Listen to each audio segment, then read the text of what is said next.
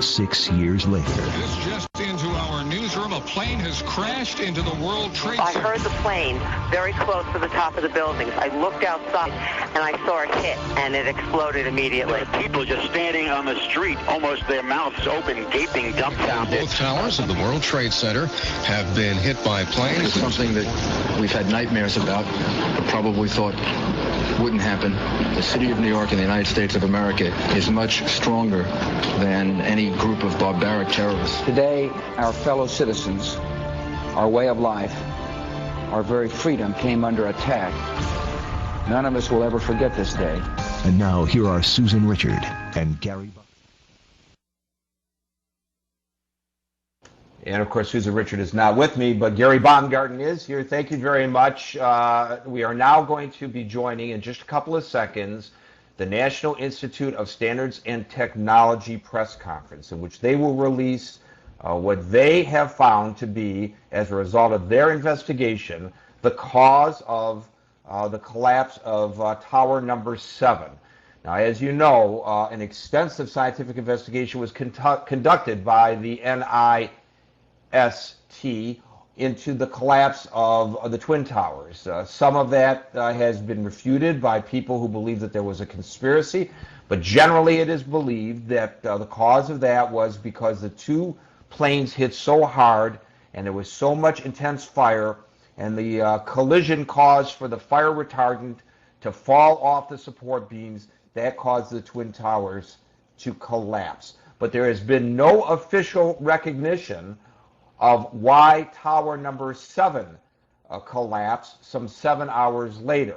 One of the theories is that because there is diesel fuel, or there was diesel fuel that was stored in the building, and there were flying embers and radiant heat from the initial event, that caused that building to catch fire and lose its structural integrity and collapse as well. But there are those, our fellow Americans and fellow citizens of the world, who truly believe that Tower 7 was brought down by the government because of government agencies and secrets that were in that building that they wanted to destroy. Well, we're going to hear from the scientists themselves. As in the first investigation, the NIST goes outside of the government and brings in experts from academia and from the various areas of expertise, people who have no axe to grind. It is supposed to be an objective scientific examination of what happened to Tower 7. We will give you an opportunity not only to watch and listen live as the government explains why it believes that this occurred, but we will give you opportunity during the presentation to post your comments in text, and after the presentation we will recap what the government tells us, and we will give you an opportunity to join in the conversation on voice. We urge you to invite your friends to this room to participate in this event. As far as I know, Paltalk is the only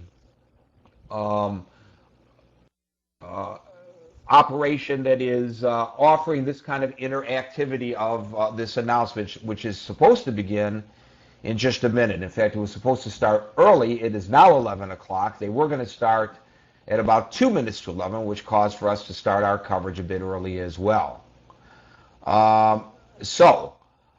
We hope that you will stay. This presentation is scheduled to last 1 hour, and we now join the NIST. And to all those watching the webcast, to the media briefing on the NIST investigation of the collapse of World Trade Center Building 7. The findings and recommendations of this 3-year investigation will be presented by Dr. Shyam Sunder, Director of NIST's Building and Fire Research Laboratory. Dr. Sunder also leads the Federal Building and Fire Safety Investigation of the World Trade Center disaster. Before we hear from Dr. Sunder, let me quickly explain the format of today's media briefing. Dr. Sunder will first give his presentation on the report. Then we will open the floor to questions from journalists in attendance, in addition to registered reporters who are watching the webcast. I ask that you please give Dr. Sunder your full attention and hold all questions until after his presentation. So that we get to as many questions as possible, I would also ask for journalists to be prepared to ask just one question with a follow-up, if necessary, during the briefing. With that, I'd like to welcome Dr. Sunder.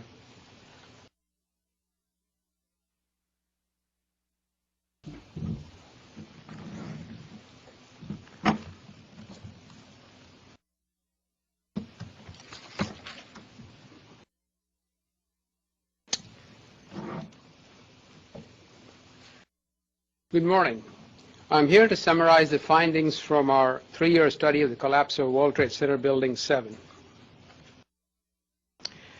The collapse of WTC 7 has been a source of extensive speculation. No planes hit the building. There was damage to the building from the collapse of World Trade Center 1, the tower, which was about 370 feet to the south. Here you can see in the slide over, you can see the location of WTC 7 on a map. But despite damage that severed 7 exterior columns, Building 7 remained standing. The debris from Tower 1, however, started fires on at least 10 floors of the building. The fires burned out of control on 6 of these 10 floors for about 7 hours. The city water main had been cut by the collapse of the 2 WTC towers, so the sprinklers in Building 7 did not function for much of the bottom half of the building. Nevertheless, other tall buildings have burned for as long or longer in similar fires without collapsing when sprinklers either did not function or were not existing. So we knew from the beginning of our study that understanding what happened to Building 7 on 9/11 would be difficult. It did not fit any textbook example of that you could readily point to and say, yes, that's why the building fell. In August of 2002, exactly 6 years ago today, with authority and funding from Congress, NIST started its building and fire safety investigation of all 3 World Trade Center building collapses. The study of Towers 1 and 2 was extremely complex, and as a result, we had to place our study of World Trade Center 7 on hold.